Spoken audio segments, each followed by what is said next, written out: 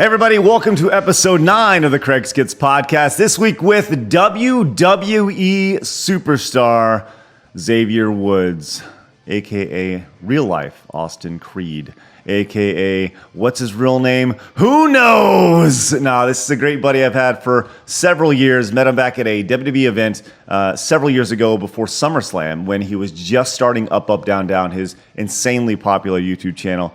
Xavier is one of the nicest guys that I know. He has worked for everything that he's got. Every time he's in town, I get a chance to see him, tell him how much fun it is to hang out with him. And it is. It's always such a great time. This podcast is really, really neat. There's a point in this podcast where we talk about something that I'm going to make happen. And I'm not going to tell you what it is. I want you to watch. But to see his response on what I talk about is pretty amazing. So I want you to go watch it, enjoy it. It's just over an hour long this week. As always, new episodes every Monday at noon. And now on Wednesdays, reaction to Screw Attack videos. So if you're new to the channel, make sure you hit the subscribe button and come join me over on the channel. We really appreciate that. All right, let's do it. Episode 9 with WWE soon-to-be Hall of Famer when his career ends, Xavier Woods. Austin Creed, a.k.a. Xavier Woods, a.k.a. 6 million time champion in the WWE and founder of UpUpDownDown. Hello, buddy. Hello, how's it going? It's going excellent. I see you got a little Chipotle. I got a lot of Chipotle. I eat at least one Chipotle burrito a day. Since quarantine, I can count on my fingers and toes the amount of meals that have not been Chipotle. Really? Have not been this chicken, brown rice, and cheese burrito. Is that I've it? lived off of this. Is that all you? Is that all you That's eat? it. I hate everything else. So no pico, no salsa, no lettuce. No, all of that stuff disgusts me. It's disgusting. Vegetables are disgusting. They are bad for me. Oh, wow, man! You got to have some rock hard poops. Tell you No, what. my poops are fine. You know, I do take some Metamucil to keep myself a little more regular. Sure. But I like a good flush of the body, so I drink a good bit of water, so my pee is clear. Mm-hmm. Like I said, the Metamucil helps out with any sort of blockage there might be. But honestly, not eating vegetables, I feel like it's working out for me. Yeah, listen, you're accurate. I spent a year as a vegetarian because my brother was vegetarian, and now he's like super vegan and all that stuff. And I'm not really into that whole scene, but I did the vegetarian for a year, and I was the worst vegetarian in the world. I was like, well, I can't have meat, so I'll have noodles instead. I'll have rice. Okay. So what I learned quickly was that carbs are bad, and I just put on a ton of weight. Like I was the heaviest I've ever been as a vegetarian. Which in theory, the idea is that when you think about like vegetarians, they're all thin and nimble and slight, and it's like the exact opposite for me. I was just a big old fat vegetable eating boy. So what's been going on with you, man? Last time, I'm going to be straight up honest with you. I have not watched any sort of wrestling content in a long time. Right? I haven't either. Good. Okay. So because I'm speaking to you as you and not Xavier. So what have you been up to? I know you obviously hurt your Achilles. How is that? It's coming. Yeah. It's coming. Yeah. It's I don't have any word on like coming back or anything, or like being done with rehab stuff, but I'm just working on it every day, because the biggest thing is like getting the actual calf muscle back to what it can be, because everything else, like obviously that didn't tear, is still strong. So when I try to jump like with maximum strength, everything around my calf is like, yeah, cool, let's go. And now those signals go to my calf, and my calf is like, hold on, I don't remember us being this strong or as strong as you guys say. So I'm not going to do this. I'm not there yet. So it's just getting that strength back in the calf. So that's what I've been working on, and we're getting there. So tearing your Achilles that's legitimately my biggest athletic fear. Really? Is going out and I grew up playing basketball and all that, and I never bothered me, right? Until I started hearing about this. I didn't even know it existed until, I don't know, 10 years ago or whatever, right?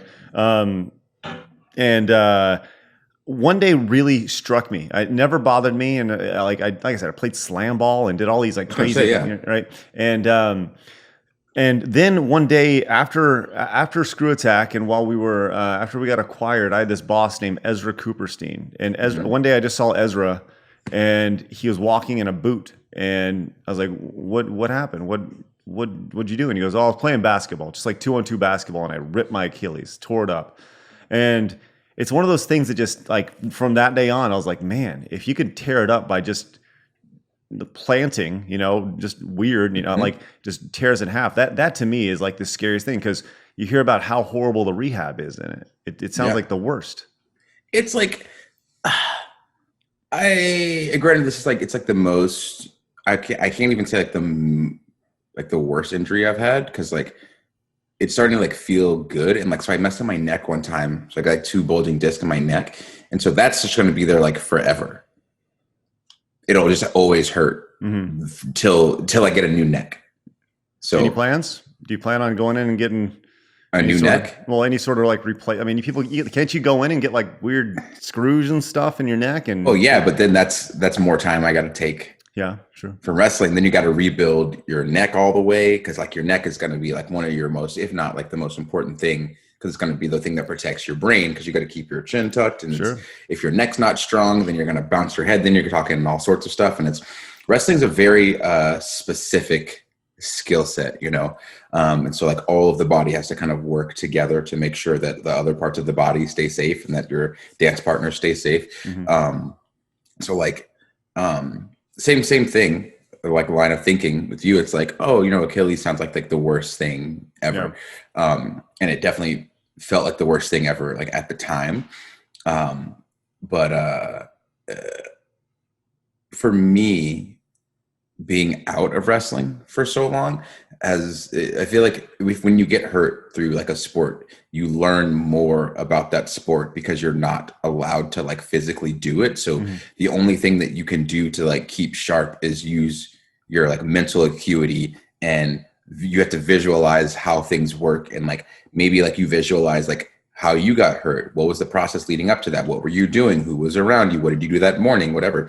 And so you're just thinking and analyzing. But then once you're past like the I'm hurt and I'm upset phase, then you start to like watch your sport a little bit more. And it's like, oh, cool. Like, well, that worked here for them, but like it would have been different for me, or this worked there and this didn't, and whatever. And you can only use your mind to try to figure out like what would be your best route going forward, like suited to you if you were in that position. And so I feel like by the time you come back to whatever it is that you're doing, you have a different kind of appreciation for it, because rather than watching from like that first person view, you're watching from like a third person view, and you get to like see more of your surroundings and go, oh, well, when I come back, I should do this differently because it worked better this way, Sure. So we can talk about wrestling, we can talk about games, talk about whatever you want, right? Yeah. Like if you don't want to talk about wrestling, we don't want to talk about wrestling. Like I said, whatever. But I one thing that as you were talking about that, you said you dance partners, and obviously everybody understands what wrestling is today. Mm-hmm. When did you originally start wrestling? When did you get into wrestling? Like amateur wrestling or pro wrestling? Professional. When I was 17. Okay. So I graduated high school when I was 17, and it was like a week later I was training. So what year was that? 2004. Okay. So at this point there's still, I guess there was still a little bit of kayfabe, right? The idea that like it was kind of, there was, I guess the internet was here. You obviously knew, right? That it was this, as you said, dance partners and such, but I publicly it wasn't out there like it is today, where it's like we have this performance center, and this is how we are building our next characters and everything like that. As you entered the business, there was these. I'm sure you encountered your classic old timer who's holding on to the past and trying to hold on to this illusion, this curtain, right? Were there any I don't know, were there any instances of that really struck you, whether you're like, you knew what you were going into, and they knew what was going on, and this transfer of the business was happening? Were there ever any speed bumps in there? I don't know if I call them speed bumps. I think people just see things differently due to like we can always say this according to a lot of things that are going on, but like sure. like the era that they came up in. And I feel like when the world was a much larger place in the past, like without internet and all of these things, people have their thing that they do. They have the sights that they see what's there in front of them, and it's much harder to see the larger picture of everything else that this can grow into or what's out there. And so I feel like at that time, and obviously like up until now, advent of social media and the world becoming such a small place, because I can Google something about New Zealand and know it in like 4 seconds. Sure. So I feel like lots of I guess the word we use is like magic gets taken away from many things, not just wrestling. Mm-hmm. But I think with that magic being taken, like a new magic is created. So I feel like in the magic of like back in the day, guys getting in fights because somebody said, that wrestling stuff is fake. It's like, I'm not going to punch you in the face over that, because the things that I've learned from the guys and girls who have come before me is that like you can either waste your time with something like that or go, wow, that person feels the need to say this because they feel like it's going to make them feel better about themselves by like letting you in on a secret that like, oh, this is all performance, right? Why do you still watch it? Like, y'all realize that the dragons in Game of Thrones aren't really there. Right. And you realize that if Seinfeld's your favorite show, you realize that those characters weren't really living in those places. They had scripts and they were built and created. The difference with wrestling, so like let's say we always use this analogy, like action movies, specifically like martial arts movies. You got incredible fight scenes that are absolutely absurd. In order to learn the choreography for these fight scenes, these guys and girls that are in them, they have to train constantly. They have to know what punches coming when, and then they have what X amount of cameras, like 6 cameras, 7 cameras sometimes, like around this fight scene. And the editor then cuts it up to make it look as crazy or violent or insane as possible. And you get to do it over and over and over again after you've trained it for like 2 months. Mm-hmm. In wrestling, we have a basic set of moves. It's like a language. We have our basic verbs, our nouns, our pronouns. And when we get into the ring, we have to take what we've learned just in that skill set of not only vocal improv, but physical improv, being able to read an audience, understand when they're upset, when they like something, when they don't. And then we have to be able to fluidly change on a dime if something's not working, or lean into something if it is. And we get one chance to do it. It's in front of a live audience in a 360-degree situation. So it's not like, oh, well, someone's over here, like the camera's over here, so I can like try to hit you this way and it's still gonna look like it. Like we don't have that. So for all of these ideas of like, oh man, I can't watch that wrestling stuff. I can't watch it. Sure. Like, well, why not? I would argue that the art of pro wrestling, because it is an art, it takes a ton of skill to be able to be good at it. That is an art that you're not going to see anywhere else on the planet. Mm-hmm. So to try to belittle it by saying like, oh, I'm not going to watch that because it's that wrestling stuff. It's like, sure. Well, I mean, if you don't like it, that's totally fine.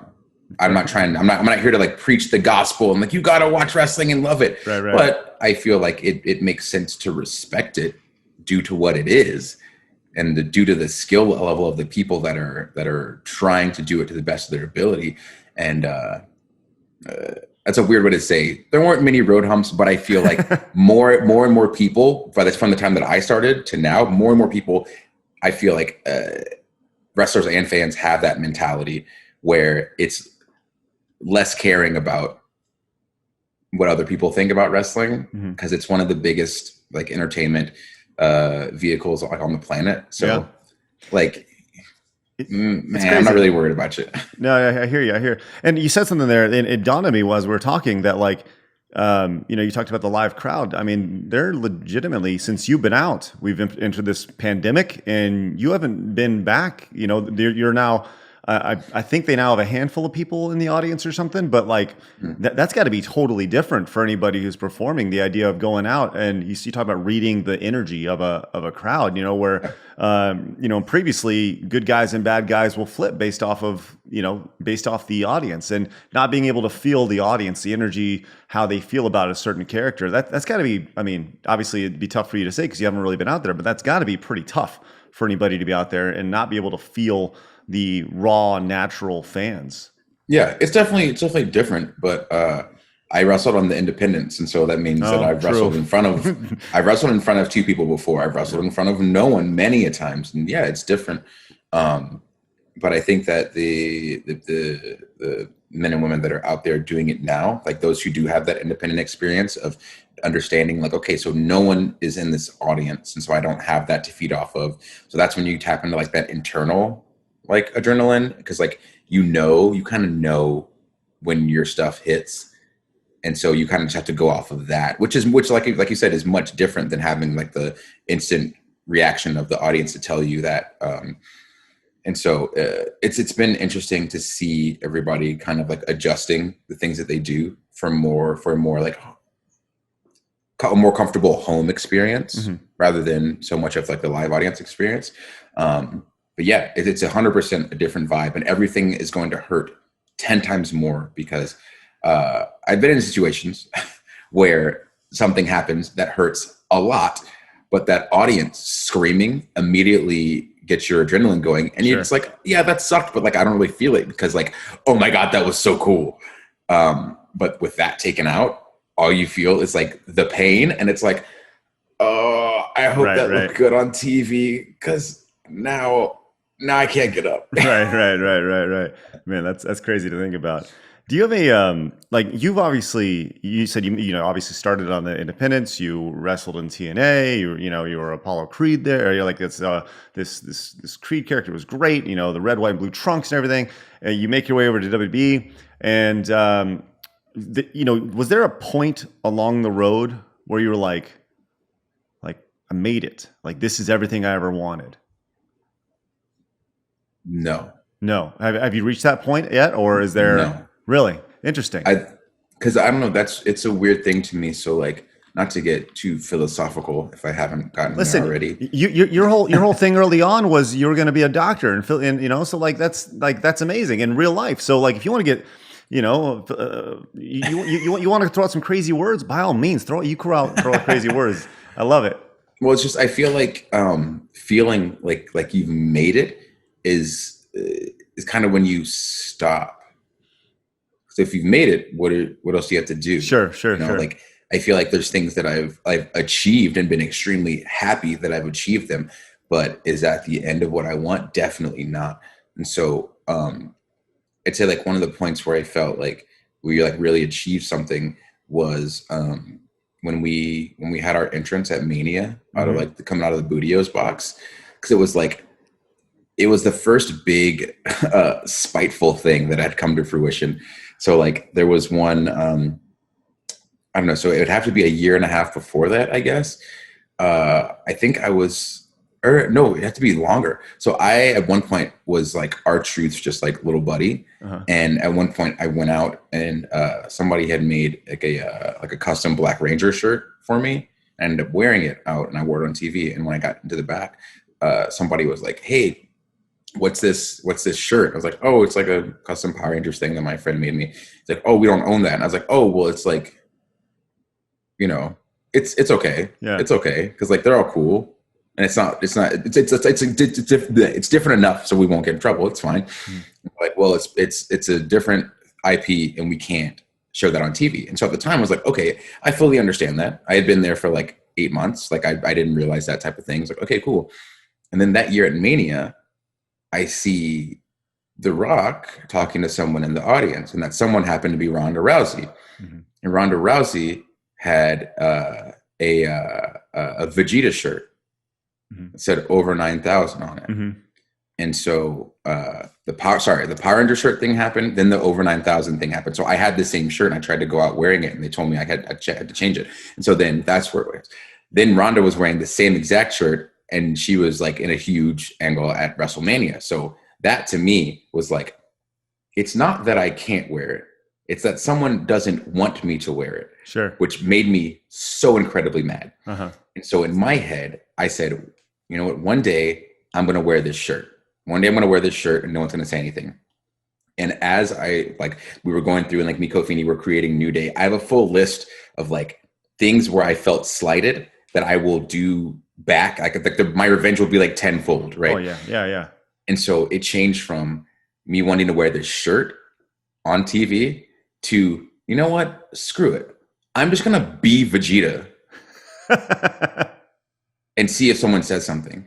And so that's when we got like the Dragon Ball armor and stuff.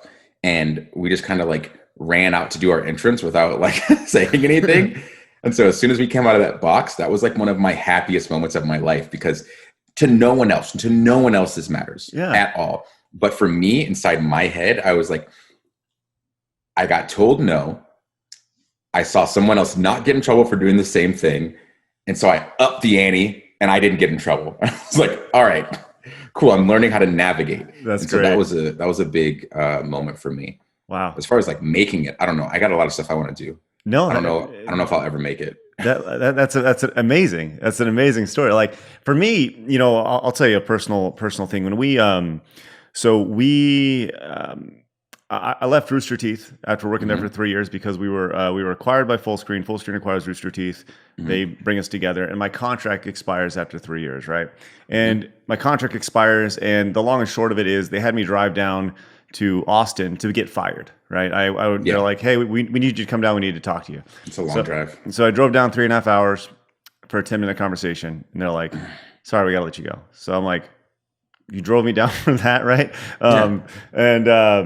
And I was like really mad, right? And so we actually started the next business that we started was we took the Game Attack brand with us after some negotiations and stuff, and we actually named our company Craig and Sean's Business because we had the sole intention. Now it didn't work out this way, and actually worked out this way for the better. But the sole intention was that we were going to grow Game Attack to a point to where they would have to buy it back. And we wanted them to write us a check to Craig and Sean, you know, like that was the sole intention. And it worked out better, right? And it was very spiteful, right? But at the same time, people talk about how being spiteful is a bad thing. I think there's a lot of fuel that you know, like I think there's nothing wrong with having those emotions personally. Not at all. I think that the part where it gets murky that I think a lot of people don't see out a lot of the time is I don't think that spite in itself is like a bad or negative thing. How you use that energy moving forward is where the complications come in. So like it's different to be spiteful and just be mad at the world and putting out negative energy everywhere. The spite that I use, yes, I'm mad at a lot of people, but the way that I confront my anger towards them is by trying to be as good as I possibly can be, or as good as I can possibly be, so that they hear about how well I'm doing. And they hear about the thing that they told me that was stupid is now making a ton of money for someone, hopefully myself. And so that's where my spite lies. So that next time I see them, they then have to tell me, hey, I was wrong. And that to me, that's like the greatest feeling on the planet. Someone having to look at you and admit that they were wrong about you, and you're actually good at what it is that you were trying to tell them you were good at. Sure. I feel like that's the right way to use spite, because then it's a teachable moment for someone too. So if they don't see something in you, you then overcome that because of your anger, because of your spite. And now they see that you've done, quote unquote, the impossible. And maybe in their minds, now it's tweaked a little bit and say, hey, maybe the next person I meet, I shouldn't judge. Sure. I should just agree. Hey, you know what? Go ahead and try this. I don't agree with it, but it might work. And if it doesn't, I'd much rather go down swinging my own punches than get knocked out swinging somebody else's. Because then I can look myself in the mirror at night. So like if all this New Day stuff wouldn't have worked, if all this UpUpDownDown stuff wouldn't have worked, I would have still been at a point where like, hey, okay, so now I know that I should not be in these spaces because my ideas are not good for these spaces. Right. But when they do work, it's like, okay, it's one more point for me to make me feel like, okay, I am moving in the right direction. Haven't made it. Not sure if I ever will, but I'm moving forward in the right way. Right. And that's a really interesting way to put it, right? Like your ideas don't work in this space, and I think that's, they obviously have, with New Day and Up Luckily. Up Down and, yeah, for sure. I mean, because New Day was a faction that went, it changed. The philosophy of it changed, right? Like it was originally, can you like talk about the original description of what New Day was meant to be, how it kind of morphed, and now like, I mean, this. I mean, I think everybody knows this. You guys will eventually be in like the Hall of Fame, right? Like that's like a 100% possibility, right? Fingers crossed. We'll see. Dude, come on, let's go. But like, so never count your chickens before they hatch. Okay, yeah, okay. Come on, like you you're never gonna. know. Okay, shut up. Yes, you listen. I know. You're doing the humble thing. That's great. It's a real thing because like you never know what can happen. Can you imagine if like the moment like you guys are let's say New Day breaks up, right? Let's just say somebody who's like, I've had enough of New Day, right? That's my Vince McMahon impersonation. And he's like, I'm done with it, right? And then they break you all up and you guys are like, screw it, we're done, right? And you guys all decide to stop wrestling, whenever that may be, right? And like in 5 years later, and you guys aren't in the Hall of Fame, right? Could you imagine the uproar, just the sheer uproar? Like legitimately, it's not like hyperbole to say probably the most popular group, like tag team faction in the history of the WWE. Like, and that's including DX, that's including like the Rock and Roll Express, and all these. I don't know about all that, dude. Shut up. I don't know about all that. Listen, I feel like we're doing well. We're doing well. We've done well for a good while. None of us have any desire to not be a team. And so like, and we've expressed on many occasions, and we call people that try to break the team, we call them wedge drivers. And I think what's so interesting about it is there's always that thread of someone who's like, oh, they should break up and do this and that and blah, blah, blah, but they should do something different. It's like, well, the different thing is that we're a team that doesn't turn on each other. Right. There's no other team like in wrestling history that I can think of, at least. And there's probably one, and some historian is going to be like, well, actually, and it's like, okay, cool. Sure. I didn't know that, but please educate me. Right. But I don't know of another team that got together as a team, found extreme success as a team, not an individual with everybody else being lackeys, found success as a team, and then decided to continue being a team in order for those guys to then gain more than singles notoriety. It's always like, oh, well, you're the champion, so I'm going to try to beat you up and become the champion. Sure. Rather than just saying, hey, great job to my friend. And then if my friend loses the title, now there's still 3 of us that can make an attempt to get that title back. And if you watch wrestling in any way, shape, or form, you've seen how quickly people can get mad at each other over nothing, over things that rewatching a tape could fix. Hey, I didn't mean to punch you in the face. Well, now I hate you for 6 months. Right. If you just watch the tape from the previous week, you'll know it was all good. So for us, coming from the era that has seen that constantly, we say, what can we do that's different? Yeah. Oh, we can have a male relationship that's positive, that has taken all of like that male toxicity out and thrown it out the window. And we can say that our bond of friendship, there's nothing in the company or outside of it that's more important than that bond. And I feel like that makes it seem weird to people because they think, oh, well, then now you're not trying to be at the top. Like, no, we definitely are. The way that we're going, it's just going to be harder. But that doesn't mean that it's wrong. That doesn't mean that we shouldn't do it. And at its core, it's 3 dudes having a great time at work with their friends. Right. And I think that's what comes through. Like you see that we're actually friends, that we actually want to be doing this together. And so it's all I'm saying, Legion of Doom never came out of a cereal box at WrestleMania. Yeah, the shoulder pads though. Yeah, that was their entire bit. All right, listen, you guys got Legion of Doom is fantastic. You're right, but I'm saying you're gonna get in trouble. All I'm saying, people are gonna hurt you. I know, but at the end of the day, like if they're in the Hall of Fame, I don't know if they're in the Hall of Fame. If they're in the Hall of Fame, surely, and you guys have a cereal box and Vegeta and all sorts of crazy stuff. Like, yes, it's whatever. It's gonna happen. It's a nerd Hall of Fame. It's a shout out for all the people like me that if I was a wrestling fan right now, I'd say, what would I want to see? Say, I want to see these ridiculous things. And we do them mainly because they just pop me. They make me laugh. Right. These are things that you never would see like in WWE television or hear in like a WWE promo. Like, so this is a story. Okay. So you got the NBA Jam machine back there. Yeah. Hey, we both. by the way, when am I going to destroy you and make you feel bad about yourself? I don't understand what. When are you going to destroy me? Oh, never.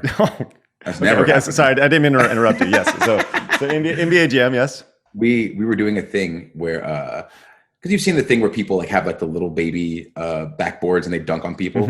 So we started doing that, and we had it spaced out over like an 8-month period where we'd do one, wait a few months, do another one, wait a few months, because we wanted to see if people are paying attention. And on the third dunk, I screamed, "He's on fire!" because it was Kofi each time, and it brought me like almost to like rage tears because they cut it right as I went, "He's on," and it cut off. No. And I was like, the work that we have put in for this one joke that such a small percentage of people will get, but those people will lose their minds. I was like begging. I was like, just don't take this part out. Just leave this part in, please. It's 2 extra seconds. Just leave it in. Leave it in. They go, all right, cool. And then it was out, and I was like screaming, and I was like, "What's wrong with you?" And I was like, "You don't understand. You don't understand. The wrestling part is the easy part. I'm trying to be so complex. I'm trying to be so nuanced. It hurts me." So that's like where all my investment is, in these weird little things. Like I'm trying to. No, I can't tell. You have to see it. You have to see it when I come back eventually. I can't wait. Well, the real question here is after the second dunk, was he heating up? Yes. Okay, you did say that? Yes. Oh, thank goodness. Okay. That was really important to me. He's heating up. Come on. Have you ever had a conversation with Tim Kitzrow, the voiceover guy? Dude, I had him on my channel. Dude, and he's so cool. We talked for like, I don't know, like 2 or 3 hours just about life and stuff. And just like his background and coming up in improv at Second City, like and that the fact that like Boom Shakalaka, he was just kind of doing these voices for the game, and they're like, "Hey, say Boom Shakalaka." He's like, "Boom Shakalaka, what is that?" He's like, "I don't know." Like, all right, Boom Shakalaka. And that was how it got in the game. Do you know how? Do you know where the Boom Shakalaka came from though? The song? Yeah, Boom Shakalaka. Yeah. Boom Shakalaka. Yeah. Yeah.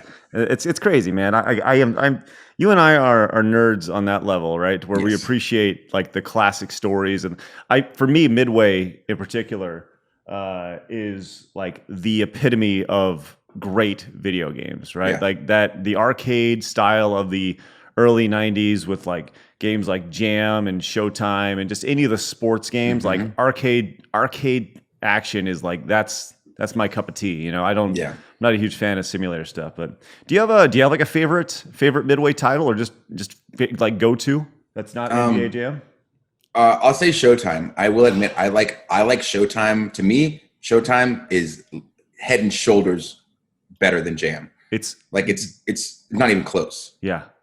And I know that some people are like, "Oh, blasphemy," because the original. Like, no, I love NBA Jam. The amount of love I have for NBA Jam is immeasurable.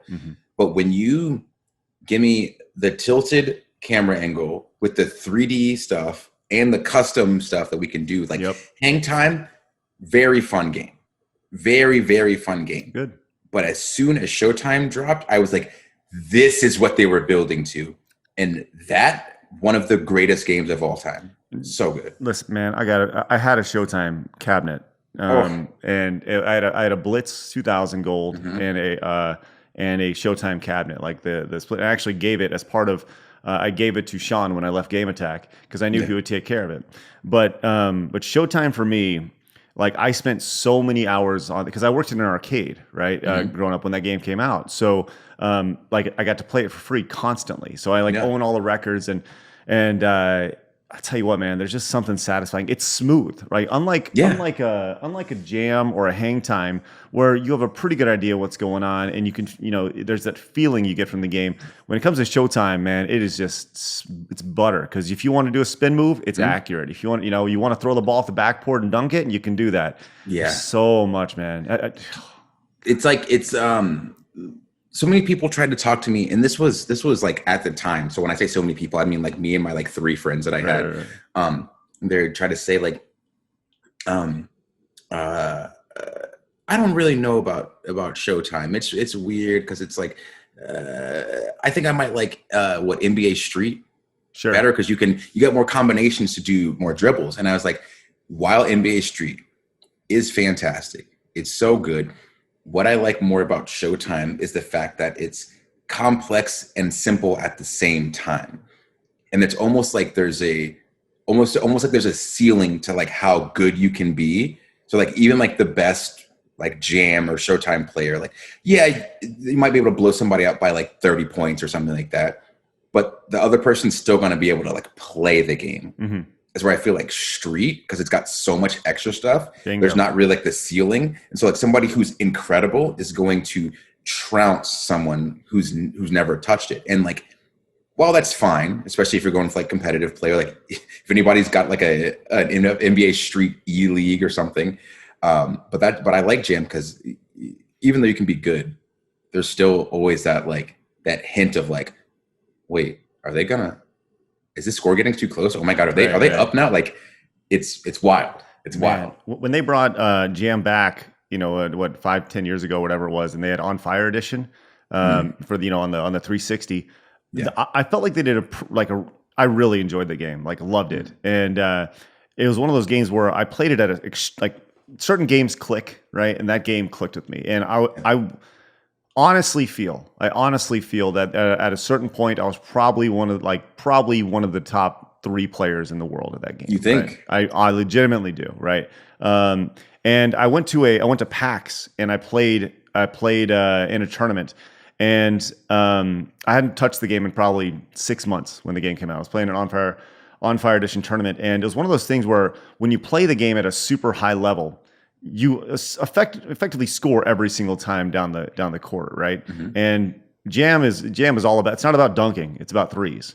And I remember it was like midway through the third quarter, I didn't score on one possession, so like the idea of not scoring, I just knew the rest of the game that getting a stop against a really great player is extremely hard to do in that game.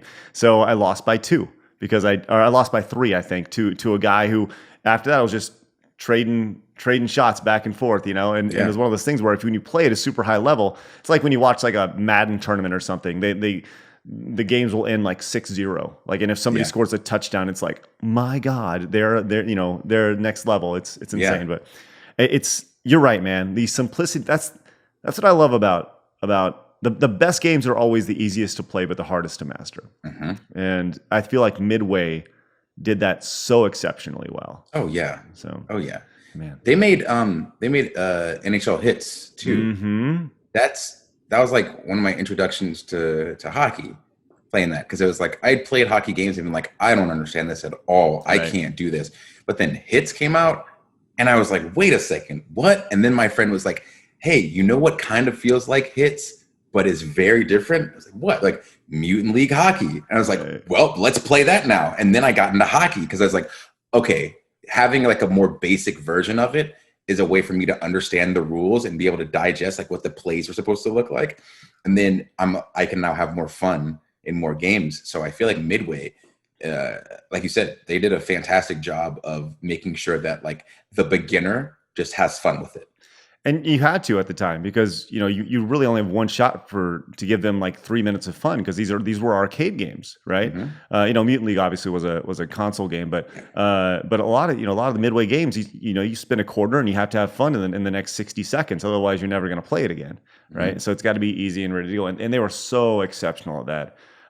Have you read the NBA Jam book yet? No, I haven't. I have it though, dude. Listen, you do have it? Oh man, yeah. I'm several chapters into it. I'm probably halfway through, and it's like if you find a few minutes, man, it's just 10 pages a day, man. It's really good. It makes you feel like you're there. So to check it out. Yeah. Have you? How many? So okay. At the time, UpUpDownDown, we had an editor. His name was Sean. I love him. He's fantastic. We were at South by Southwest. Mm-hmm. And this was our third NBA Jam game against each other. Mm-hmm. So he won the first game, and I'd always talked so much trash, like we do. Sure. because my thing was traveling around to different towns every day because that's what wrestling was. And I'd find an arcade bar and I'd always put out a challenge, like come and beat me at NBA Jam, come and try to. And so I'd always play people like, either one, if we don't have a lot of time, but if we have more time, we go 2 out of 3. But I was beating people like consistently and I hadn't lost in like 3 years. Right. And so, or I hadn't lost to 2 out of 3 in like 3 years. So I was like on cloud 9 because I'm playing NBA Jam, like against like different people, like at least like 2 or 3 nights a week and all over the world. So like, I'm feeling good. I play Sean, he wins at whatever convention and we don't have time to play again. It's like, okay, so you're up in the 2 out of 3. We play again and I beat him on a full court buzzer beater. Oh, it's the best. Like checked it in and shot it. And we were at another convention. And at this point I hit it and I'm just run around the machine screaming. And it's funny because, at the cons, they have all the different or arcade systems set up. And so when I did it, it was like everybody around, they weren't watching us play, but they knew exactly what happened. Right. Because they saw the game was over and like, I know it hurt him. And so we get to this last game and it happens again. You hit a full court last second shot? Oh, yes. No. Like literally the luckiest thing happened twice in a row. And it's like, I don't think I'll ever do this again in life. But yeah, I love it. Man, isn't that fascinating that like nobody was playing with you. Nobody was probably watching, but they knew. No. They knew what happened, And you don't get those emotions. Like it's very rare to get those emotions in games today, It's fascinating. That's one of the things, when we had an event called SGC, which, dude, you would have loved it, right? The whole central point of the event was built around having arcade games in like the lobby area, right? And the reason I always wanted to have just a giant arcade as the centralized point, not just like a room off to the side, was because arcades bring people together. Games bring people together. You have to sit there and you have to stand next to somebody and play a game of The Simpsons or whatever it may be, because sitting people, they're communal and it makes people talk. And you can learn a lot about somebody when you play Street Fighter. You learn a lot about who they are in 2 out of 3 rounds. You can learn if they're aggressive. You learn if they're arrogant. You can learn if they're passive. You can learn all sorts of things about somebody in just 2 out of 3 rounds. And it's really pretty fascinating to be a part of it. I just feel like it's missing. Did you see the video of that like 9-year-old kid at the tournament playing Street Fighter 2, just destroying old men, or not old men, but grown men? No. Yeah, he's literally a child. I'm pretty sure he was 9 and he was just running dudes in Street Fighter. And I was like, if that was what my son turns out to be, no one will be able to tell me anything. Right. I will be constantly screaming his name from the mountaintops about how he's going to own everyone in Street Fighter. And he's not even 10. Like I'd be the most obnoxious person you've ever, more obnoxious than now even. There's basketball dads and soccer moms, but you're Street Fighter dad. Oh, 100%. 100%. I've already, my oldest is 3. And so it's funny because I have that, like the arcade 1UP Street Fighter machine. And so he comes down in the basement, he knows how to turn it on and stuff. And now he's to the point where he knows how to start the game and he knows that he likes Blanca. And he's starting to get like moving back and forward because like he didn't have that before. He's getting like punch and kick. And it's crazy because I'm watching his mind grow in like developing these fine motor skills through playing Street Fighter. And I started thinking like, I believe the reason I think the way that I do is because most of my like mental abilities come from playing video games. Like I didn't play sports till like 7th grade. And so I wasn't in any sort of like team situation. I wasn't in any sort of like organized like group thing. So I just played video games all the time. So like my problem solving skills of thinking like, okay, don't leave this area until you've exhausted all of your options. Don't get frustrated until you literally have nothing else you can do. And then like extrapolating those skills and taking them to real life, I feel like minus doing all of those things in video games first, I would have had a much harder time developing those skills in the real world. Because like if you're confronted with a problem and you don't understand how to do it in the real world, like there might be people who are like waiting on you and they're upset because you're not doing it fast enough. And then you feel stressed, then you feel anxiety, and then you just stop.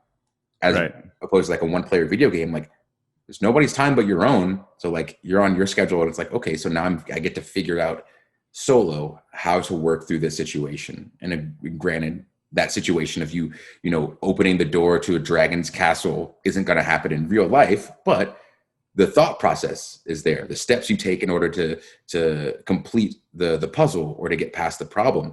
And so, like you said, you learn a lot about people, but I feel like you also learn a lot about yourself. Well, you know, it's fascinating though, because like you take that perspective from a single player perspective, right? As far as problem solving and stuff. For me, games have always been, like I said, communal. Like when I think of like my best gaming memories, I always think of competitive experiences or working together with a friend, like in Super Metroid, where we'd all bring the controller back and forth, and you know, how do you think we do this? Or you know, even in single player experiences, maybe training for something, right? Like I remember spending just hours training on Donkey Kong Country because I was going to compete in the Blockbuster competition, you know? Yeah. And just learning how to get as many bananas as possible, you know, all these like little things, but it was all built around, you know, so yeah, like I learned differently from video games. And I think that's pretty amazing to think about, you know, just the way that you can learn in different, you know, screw the all the motor skills, that'll happen, right? Like I'm seeing that too, but you legitimately learn life lessons through games. And to hear you talk about, you know, the first player in multiplayer aspect, it's, you know, further pushes that through. You mentioned, you know, if your kiddo can roll people on Street Fighter. My kid, I have an 8-year-old and I have a 6-year-old. And the 6-year-old mostly watches my 8-year-old play.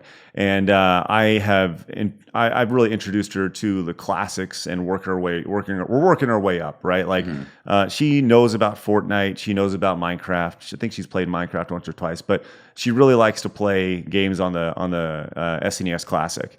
So she beat Donkey Kong Country. Like that was her first game she beat all by herself. And, oh my God, that's so cool, dude! And like I was able to see, you talked about like developing those motor skills. The idea of like holding down Y to run, and you know, and then jumping with B. And that sounds so basic, but this is one of those things that you learn. And the thing that I'm trying to wrap my head around is, you know, by the time I got to a Super Nintendo, I was older than her, and I had several years of experience of playing Mario and things like that, so I knew how to do these things automatically. You know, to see her develop from just wanting to walk forward and jump straight up when a guy comes to where she's like rolling through people and doing all these crazy things, it's the best. And now she's taking that to the next level, and she started Mega Man X. And whoa, she's never played. Game. Oh my gosh, she's never played Mega Man before, and so this is like a big deal. So just getting through the intro sequence where Zero comes and saves you, like that was a really big deal. And introducing her to the idea that you can fight any one of these guys you want, right? Any one. And if you beat one, it may be stronger when you get their power against another one. So think about that as you're going through, and like all these things that you know that I knew growing up and playing this, she's experiencing them for the first time. And now she has multiple buttons to even tap on top of the L and R buttons and all sorts of stuff. So it's like next level motor skills. It's really fun to watch. Yeah. And so you're talking about figuring out like who you want to fight first. I like that aspect of Mega Man specifically, because it makes you decide like, okay, so I have options, but then you think, why do I have options? And then you think, okay, well, if I beat a guy, I get his powers, like you said. And it's like, so you try to use those powers against the next guy you fight, and it just does regular damage. You go, well, there's got to be something. So then once you figure out like who to beat in what order, now you've gained a new skill of seeing the problem and assessing the problem before you enter into trying to fix the problem. And so there's so many awesome things, because I didn't get that. Like the Mega Man that I probably have the most hours in is Mega Man 5. Oh, really? And so yeah, top 5 game for me. Really? That's the great. Music, the like Wave Man. Oh, sure. Such good music. But it is underrated. Underrated. It is very. Is me and my best friend at the time, we had a notebook of all of our passwords for NES games. So like I was like punch out stuff. We were big on River City Ransom. But yeah, we had our Mega Man 5 book. And so we, at the time, you know, like you could go get like whatever, like cheat code, like magazine or pamphlet or booklet, and they have like the order in there, and you know, or like word of mouth at school, like some kid figured it out and they go, oh, this is the order. And then you guys trade information. we didn't have any other friends. So we heard that you could do it. And then, so we went out manually and figured it out and like wrote down, and we made our book that we had, like our notebook had all like the order and the password for like, hey, we went through and like we beat a boss, put the password down for like what you need to put in to have like Gyro Man beat first. Sure. Then we reset the game and beat Wave Man and go, this is the password if you want to have Wave Man beat first. So we beat it in as many combinations as were possible, which took us, I don't know, like 2-3 years. Sure. And so we had the password for literally any combination of beating the bosses in whatever order you wanted to. Because to us, like, you didn't have like Xbox achievements and PlayStation achievements and stuff. But to us, like, that was what we set out to do. We're like, we're going to make this happen. And we're in, I don't know, 2nd grade, 3rd grade. And it's like, this is how we spent our time. I love it. I love it. And everything about what you just said, I love. It's so interesting to hear, those different stories. Do you have that notebook? Oh God, no. Okay. It's long God, gone. no, I long wish. Gone. Like, yeah, I wish. don't you wish, like, you have these little things that you wish you would have held on to? They didn't mean much at the time, but you look back and they mean so much because you didn't realize that 20 years later you'd be talking about it on a podcast. Yeah, right. The only thing that I think that I have, like, I have some like little Sonic memorabilia because I was obsessed with Sonic as a kid, and I am now. But when I was 16, I realized, you know how like you're a kid and your parents are like, oh, for Christmas or your birthday, like make a list of things that you want.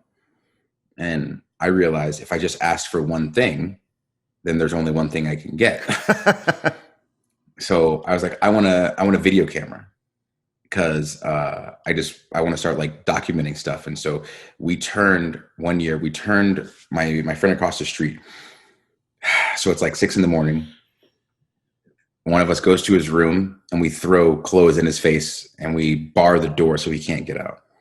And so he's upset because someone's woken him up, and then we won't let him out of his room, and he's screaming about it. And we're telling him to put the outfit on. He finally puts it on, and he comes downstairs, and his girlfriend at the time is in a dress and she's eating breakfast. And as he comes down, he's like, "What are you doing?" She goes, "Hello, Link. Good morning." And he looks down at his stuff because he's wearing the green tunic, and he goes, "Oh my God." And we turned our whole neighborhood into Hyrule. Wow. And so like there were like we made 3 boss stages, so they were in people's basements. They were dark, and we like made like weird monster prosthetics because we're a bunch of like kids in like early high school.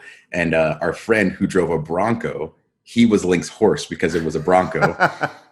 And so like I wanted a video camera because we would do stuff like this. But then it started a thing where when I was 17, I started like recording stuff for my wrestling career because it's like, and I'd have the camera and I was making videos for my eventual children. So there's a video from like first day of training, like, "Hey kid or kids, this is what it's like to be 17 and be me. And I'm starting to train wrestling. I just graduated high school. I'm going to college in 3 months." And I would do it at like pivotal points, what I thought were pivotal points of my wrestling career and like school and just like life.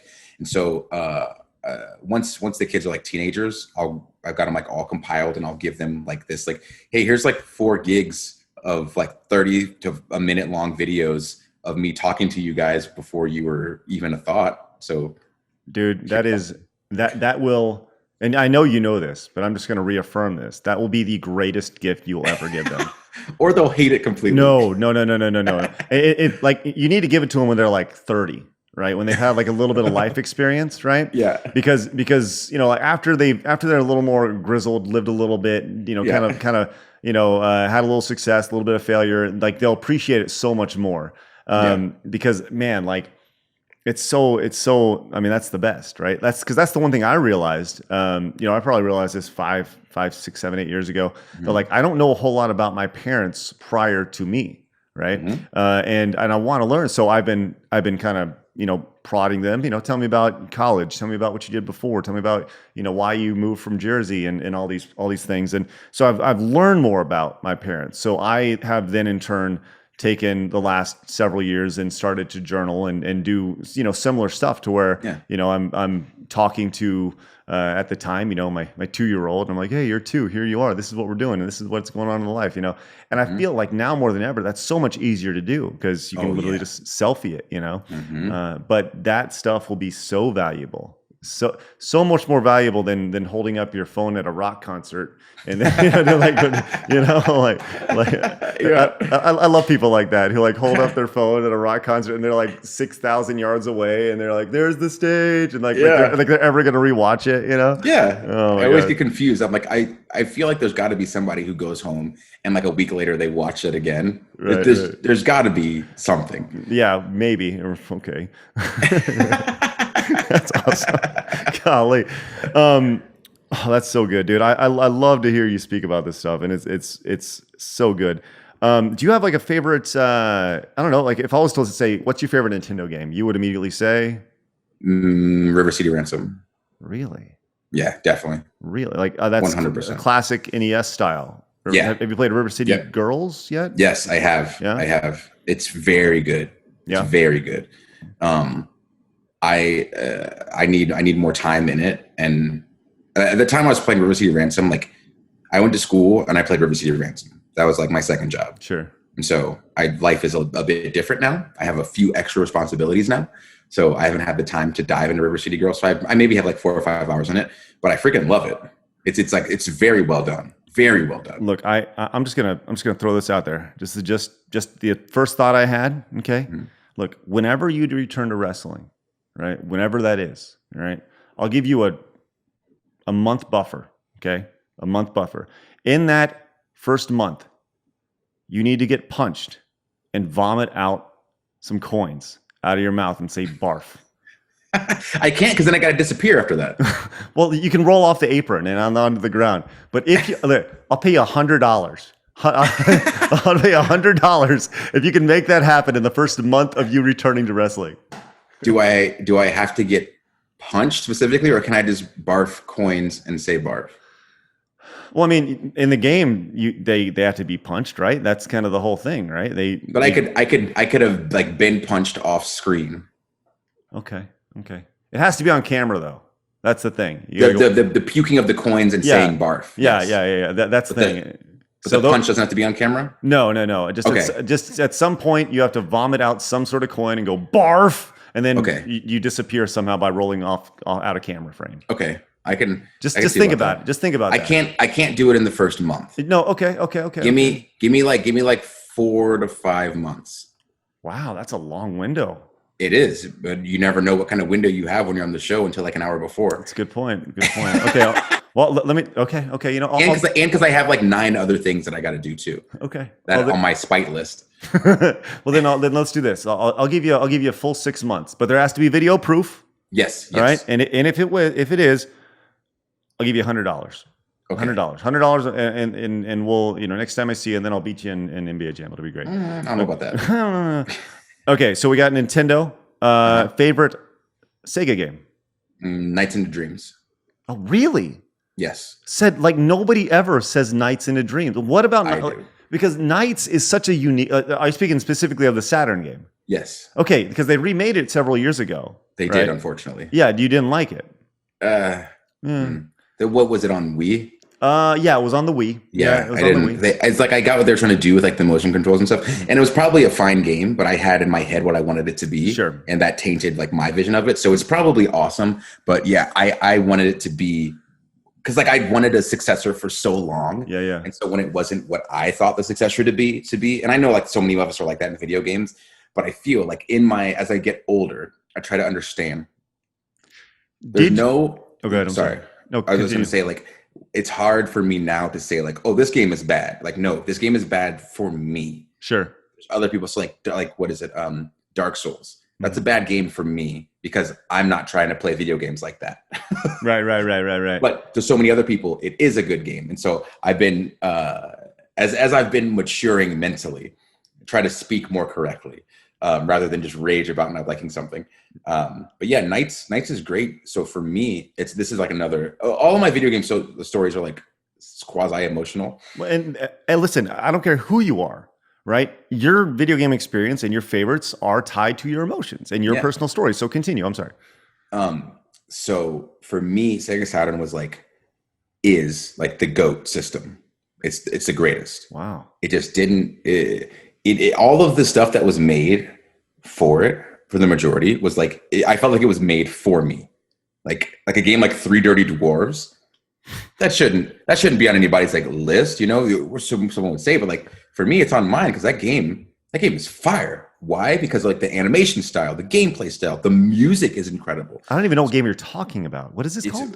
Three Dirty Dwarves. It's so much fun. It's so much fun. Continue to talk. I'm gonna do a little Googling. Yes, look it up. Look at it a little bit. But like again, so it's like a random game to say, but it's one of my favorites. So Sega Saturn as a whole for me was good for me at the time because I was just I don't know, weird mentally. I was trying to figure out if I needed to like lean into being like a jock because I was playing sports and like wrestling and football stuff. Now, do I need to like leave video games which is like would make me sad because like people make fun of me for it, like, or do I like go through, or do I like drop the jock stuff because like video games is what I actually love and I can be a pro wrestler even if I don't play sports? But in my mind, it's like, no, you're not going to be strong enough. You're not going to have the skill set. Your body's not going to know how to move. Like, so in my head, I had to live in both worlds in order to gain the success that I wanted to have as an adult. And so Knights was a game that like shut all that down because you don't get the story of the game by just playing it. You have to go to the start screen and let the start screen play for like 2 minutes, and then you'll get the intro for the boy, Elliot, and then you do it again and you get the intro for Clara, the girl. And so those intros explain to you without words, just through, because there's no talking and stuff in the game.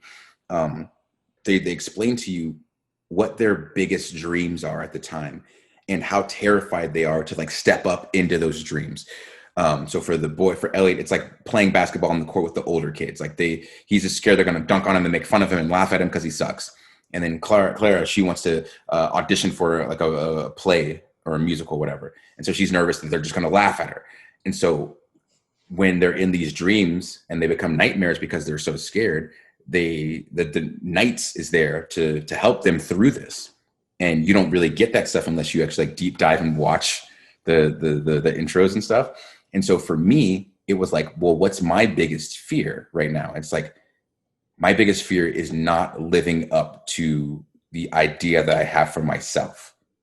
And so by playing this game and seeing things all the way through and understanding, like, you can take these weird, crazy, colorful environments and create something fluid with great music, with boss fights and stuff that show that these kids are now working through those fears to come out better on the other end. And for me, metaphorically speaking, that triggered something in me that was like, I can fight through this too. I don't have to be in a box that someone thinks I should be in. Like, I can overcome these fears and insecurities that I have about myself, maybe in time. I didn't until I was like in my late 20s, but that was the first thing that sparked that in me. And so Knights will forever be like that game to me. Dude, that's amazing. So like, I feel like I need to get you on a call with the director of Knights so you can tell him these things. My God, please. Like that's the My God.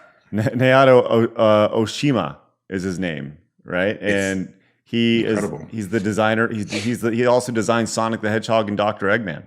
Mm-hmm. So he's linked deal. in with the Sonic Team too. Sonic Team, like the music that Sonic Team was putting out at that time was, and probably in my opinion will be the greatest music that has been in a collection of video games ever. Wow. It's very hard to find a Saturn game that doesn't have fire music. Even like Clockwork Knight 2, the intro to that game is like a salsa, like merengue type of thing. Why? Who cares why? It's freaking awesome.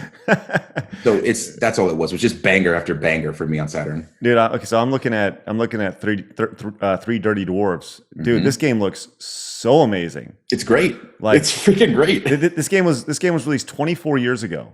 24 years ago, it looks like a cartoon. Yeah. Right? And I think of like Battletoads just came. So when we're recording this, Battletoads just came out. Have you had a chance to see Battletoads yet? Yeah, I was lucky enough I got to play it like, I don't know, last year. Okay. When we were overseas. It's right. Freaking sweet. It's amazing, right? And you look at it in the art style. Like, this looks like Battletoads this looks like the Battletoads of today 24 years ago. This is outstanding. Crazy. Yeah. I never even heard of this Saturn. People sleep on Saturn. Wow.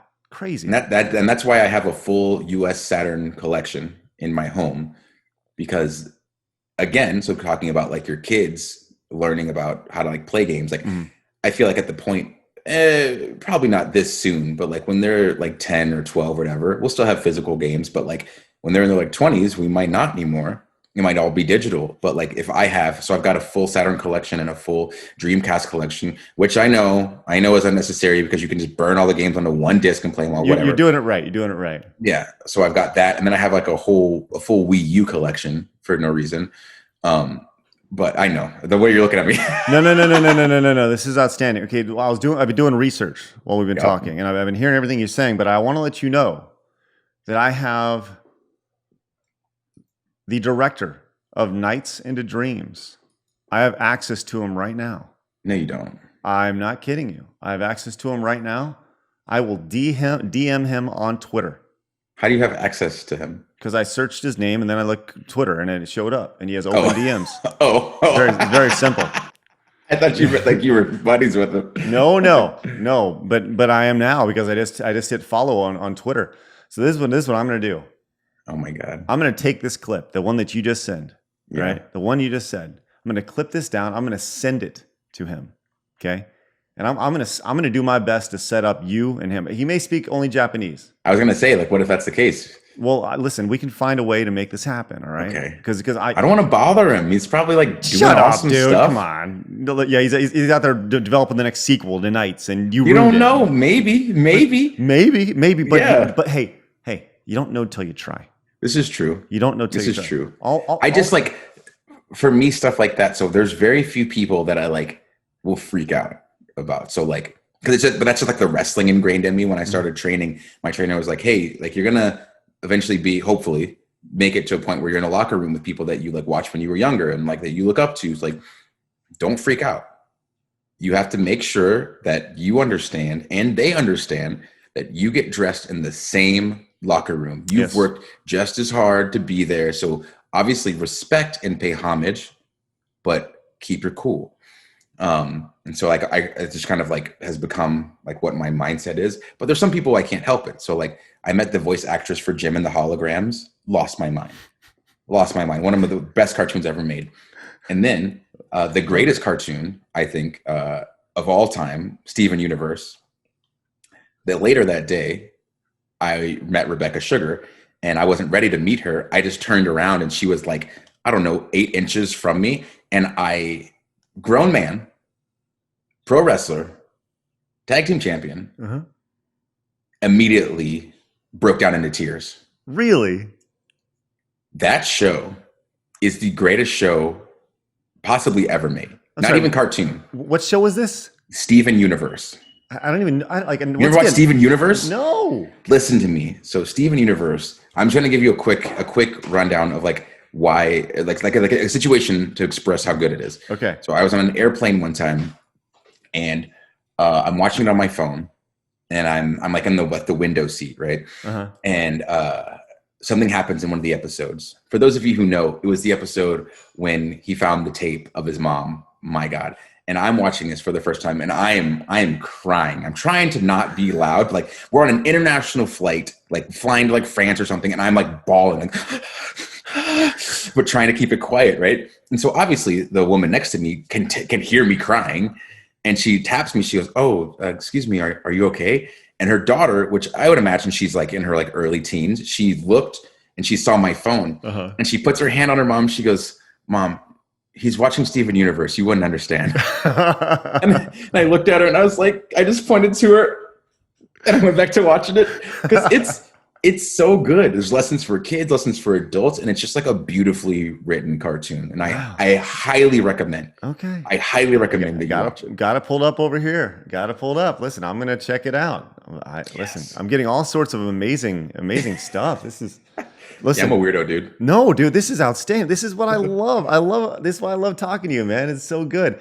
I'm serious. Number one, Naoto Oshima. All right, Oshima-san. All right, we're gonna get you and him somehow together. All right, and we're gonna make. All I want you to do is I want you to tell him the exact same things. Okay, the exact same thing you told me because that was lovely. But you're probably going to be crying while he does it. While you do it. That's a lot. That's a lot for me. What are you talking about? You just told me it. Why couldn't you tell him? He says, because you're in the same. My whole life. You're in the same locker room, right? If you're on the same call, not as him. You are, because if you're on the same call, you're in the same locker room. Right? I mean, whatever you say, I don't know. Right? Come on. That's a lot. Dude, he made Nights into Dreams. That game is incredible. You know what else he made? Let me tell you. Phantasy Star, Space Harrier, Phantasy Star 2, Tommy Lasorda Baseball. Let's go with that. Sonic was the character design for that. Sonic CD, he was the director of it. Sonic CD? Oh, don't tell me he made Sonic Jam. Don't tell me that. Hold on. Sonic Jam. Let's see. Good. If he made Sonic Jam too, I'd start crying now. Let's find out. No. Sonic Jam was like a collaboration. Jam. No. Look. No. Look. I'm not. No, you're joking me. I'm not here to tell you that No. I'm not going to tell you that Oshima-san was not the supervisor of Sonic Jam. But I am going to tell you that Oshima-san was the supervisor of Sonic Jam, released in 1997. Just want to tell you that. Now, Sonic Jam 2 is not on his list, but Sonic Jam was. Jam 1. That's all I need. Sonic Jam is one of the best Sonic games because you get to play all the Sonics, but you have a 3D world you can run around in. Like there's like a little shop, but there's one, you know how in all these games now, they have like, you go to the museum and you can like see art and character designs and stuff like that. Yeah. So this was like one of the few times that I actually like went in and looked at them because I love Sonic so much. And in that game, that was the first time that I saw documentation that Tails was younger than Sonic, which we know that. This game says that Tails is faster than Sonic. Oh. And I've had a concussion or two in my life. So if that's incorrect, someone tell me. But from my memory, I feel like I have an emotional response inside my soul from realizing, oh my God, what? Are these real stats? Is Tails faster than Sonic? And then it made me really dig into Tails because I love Tails, but this made me love him even more because it made me think, does he just know that even though Sonic is great, Sonic is awesome, Sonic has an ego. To be the main guy, you have to have some sort of ego because you have to take care of yourself and care about your performance when it comes to others, things like that. But did Tails go, you know what? I'm faster than him, but I'm going to let him be the lead man because he needs it. He needs it more than me. Yeah. Exactly. In order for Sonic to be Sonic, he needs it. I could easily be the lead guy, but then we also wouldn't have a Sonic. So I'm going to be the one who is on the side, making sure everything works and allowing the people to be happy, which they would be if I was in charge too, but also allowing my best friend to be happy. And then I was like, friendship is beautiful. Mm-hmm.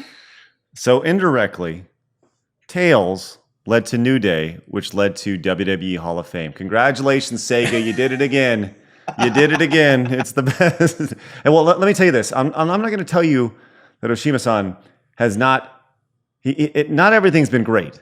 All right, okay. In his illustrious career, he does. Do that. I mean, you have your ups and downs, right? But he does have Sonic Adventure, right? On it. What? Come on. Heaven, your heart is gonna be your. I think Sonic Adventure is fun. It's great. They're great with the chows, with the VMUs, the virtual memory units. Right, taking care of it like it's your own child, and then when you finally get to the point where you can put the chow in the farm thing, and then you can like race them. What? And then if you have enough save information from a separate game, then maybe your chow will start to look like a character from that game. What? I know. What? I know. Look. Come on, it's more than ahead of its time. Sega at that time with Saturn, with the Dreamcast, was killing it. But in America, people just didn't respect it. And it hurts my heart. And you're right. It hurts my heart. Have you seen that people I saw an article recently that chastised the VMUs for being stupid. I was like, what? How can you Give me their name. Give me their name. Listen, I don't want you to hurt them. All right? I'm not going to hurt them. I'm going to write a response. Oh, good. They're good. That's the way you respond on the internet. Yeah. Right. Yeah. I listen. I just know I saw it. I don't have an exact article, and by the me, I don't want to talk bad about them, right? Because I know that you'll find them and you'll hurt them with the comments. All right. With the word. No, there's no hurt. It's just explaining the side of why they were great. There you go. Right. Oh, we're sorry. You don't like innovation. Oh. Right, exactly, dude. Like, come on. Like, you're right. The reason why the Dreamcast failed, it's strictly a piracy thing, right? It was so far ahead of time. But at the same time, like, I mean, you know, it's when you make it that easy to burn a disc, Just put it in there. I mean, it's like the writing's on the wall. Have you ever interacted with Nathan Barnett before?